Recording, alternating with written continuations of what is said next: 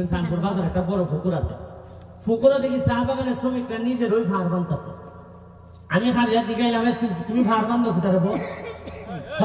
সুমন ভাই, আপনারা তো ভাই না, এরা তো কিছু আপনারা জানায় না, আমরা নিজেরাই চান্দা তুলছি, 250 টাকা করে চান্দা তুলে এই পাটটা ভাঙে যেতেছে, পাটটা করতেছি। তা আমি জিগাইলাম যে কত টাকা চান্দা তুলছো? এরা 250 টাকা করে প্রতি গড়ে চান্দা তুলে 20,000 টাকা চান্দা তুলছে, তুললে এই ফার বানতেছে। তা আমি জিগাইলাম যে তোমরা যদি 250 টাকা চান্দা তুললে যদি পুকুর বানালে লাগে, আমার এখানে এমপি বানাইছে ফাইন্ডে ঘুরে আসবার লেগা বড় বড় মাঠ। আসো বঙ্গবন্ধু সৈনিক আমরা ইউ, আর খানার সময় নাই।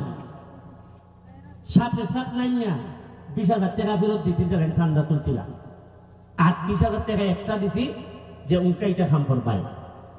এরপরে সাথে